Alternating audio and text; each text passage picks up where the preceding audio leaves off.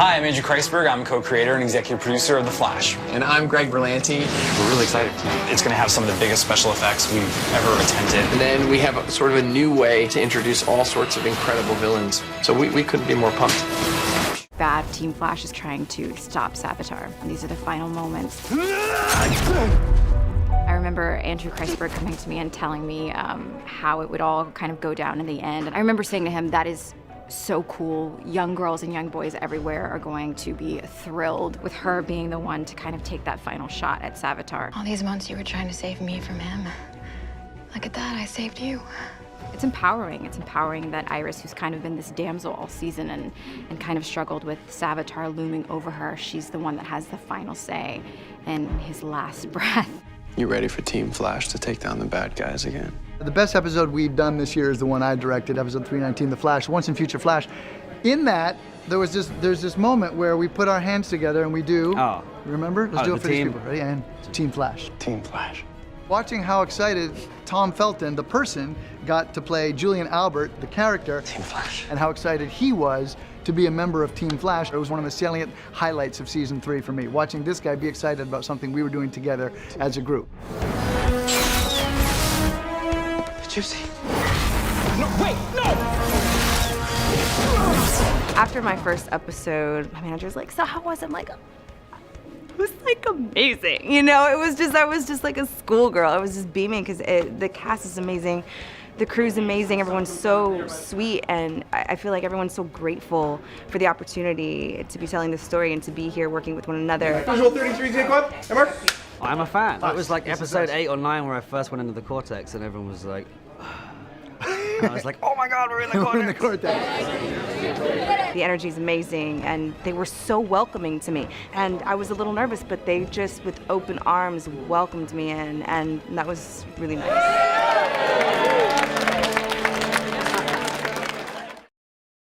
Surprise, surprise, everybody. Little tag for the beginning of Season 4, the end of Season 3. I like the connective tissue they always provide, so I'm going to explain what's going on behind the scenes. There is a new round of the Flash Ring giveaway. All you have to do to enter is be a subscriber, leave a comment on this video. That's going to be going on all summer, but this week there's a special Wonder Woman ticket giveaway going on. I'll name a new winner for that at the end of this video. So you guys want to know what's going on with Season 4 first. I'll talk about the Season 3 post-mortem stuff. The behind the scenes is really cool as they start to set up for Season 4. But there's a really highly structured way that they produce this show. So right now, they're finishing their break. Like, it's Memorial Day in the United States, so it's a national holiday. So most people are on vacation. But what's happening is after that's over in the next couple of days, the writers come back in, they start breaking the Season 4 story, and then they have the idea, like they break the idea of Savitar before Season 3. Hey, wouldn't it be cool if Flashpoint led to the idea of a time remnant version of Barry deciding that his existence was more valid than Barry's, and decided that the ultimate way to get rid of his pain would be to become a god, and what would that do to the characters? So they break ideas like that.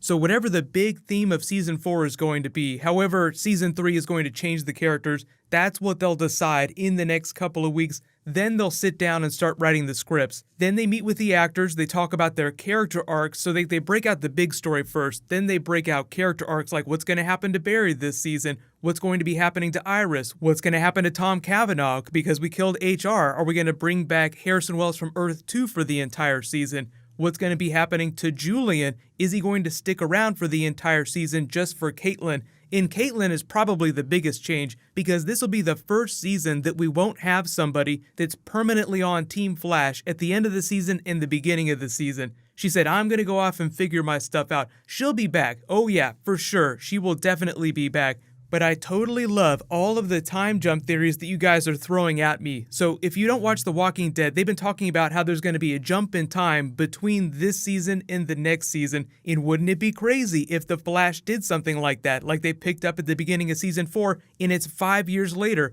5 years that Barry has been gone and stuck in the Speed Force, instead of just being the normal 3 months that usually passes between seasons.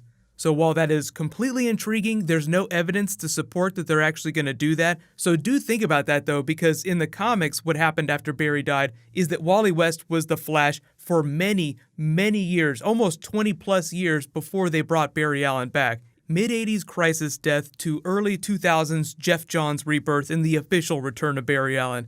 So the only reason that I don't think that they're going to go that hardcore is just the way they treated Flashpoint on the TV show, and they accomplished it with one episode. I think there was a little bit of disappointment with that, so that's when they address stuff like that, when they're breaking the new season. Hey, we did this big Flashpoint arc, but people were kind of upset that we billed it as Flashpoint, but it only lasted for a single episode. So if we're going to do a big comic book thing like the Speed Force storm, Barry Allen being stuck in that Speed Force prison, we better find a more rewarding way to pay that off. What's happened to Barry while he's been in there? They said that it's hell. Will he come back a changed man?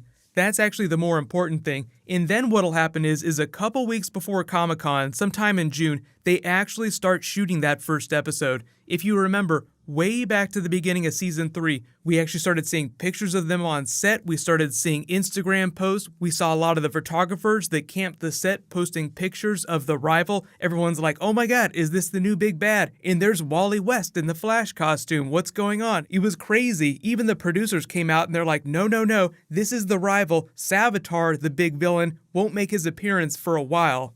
So just expect the exact same thing to happen this summer. We'll get a tease for people walking around on set. We'll finally see Grant Gustin on set. What I'm expecting is that just because it's such a big thing that Barry's stuck in the Speed Force, is that when they pick up in episode 1, Wally will have been the Flash for at least the last couple of months, and it'll be like Flashpoint picking up, where he and Iris work as a team. They have everybody at Star Labs. Caitlin is still off on her own, and then things start to happen that lay circumstances that provide for Barry's return, as well as all the craziness of season 3. Because the Flashpoint twist was what set off Savitar, set off the rival when they got to episode 2, so just don't be surprised if it's episode 2 before Barry is back in action normally. But regardless of how he shows up in episode 1, I'm expecting some rebirth twist where he's sort of like a force ghost for Wally and other speedsters. I need a tether, please help me get back. And then he doesn't actually physically appear till like the very end of the episode or the beginning of episode 2. But you'll see Grant Gustin stuff happening in the first episode.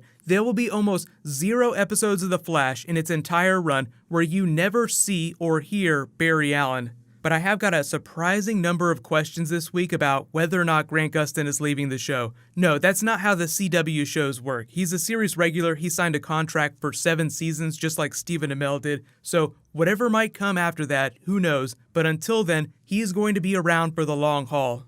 The really cool post-mortem on the season 3 stuff is that you start to see the actors participating more in the actual production of the show. Like if you go back and you watch season 1 Iris stuff, it feels so different from Candace Patton now. She's actually becoming a little more involved in what her character is doing. Tom Cavanaugh is actually directing episodes now, which I think is really cool. When you have a situation like that where someone's friend is directing them, like he's really close with the rest of the cast, in addition to being an amazing actor himself and a really good director, you just get much better performances out of everyone. So expect him to direct a couple more episodes during season 4. And then obviously there's all the big teaser about the big action set pieces, the Super Animal Suicide Squad episode that they'll probably be doing sometime. I wouldn't be surprised if that was like their big 2-part Gorilla City style episode. Like episode 13 and 14 each season tends to be a big 2-part episode like that. That would probably be the place to put that, but they tend to not sleep on their biggest stuff. So if they have some big Suicide Squad stuff planned, we'll probably at least hear about that before then. But I'm expecting season 4 to largely be rogue-based, most of the villains coming from Earth 1, but we still have Earth 19 because Gypsy's still around. There'll be more people from there. We'll still have Earth 2 people that will pop up. So we're getting to the point on the show where they just have more pools to pick from in terms of characters. So there was a character that got killed off, like HR from Earth 19. You still have plenty more in the multiverse to pick from if you want to bring someone new on. But there's a whole bunch more stuff coming this week. I know a lot of you have asked me to do a video for the Supergirl finale. What I'll probably do next is answer a couple more big questions about Flash twists, like why Wally still has powers, things like that. That'll post tomorrow. But I also wanted to do a finale ranking, just ranking the Flash finale against Arrow, Supergirl, Legends of Tomorrow, because I know a lot of you had opinions about that. Congratulations to the latest giveaway winner, Shark P. John 7. Please private message me on the back end of my channel so I can get your contact details. My non-spoilery Wonder Woman review will be up in a couple hours. You can click here for that. I'll update the link whenever I post that. And you can click here for more Flash Season 4. Thank you so much for watching. Let's high five. I'll see you guys tonight.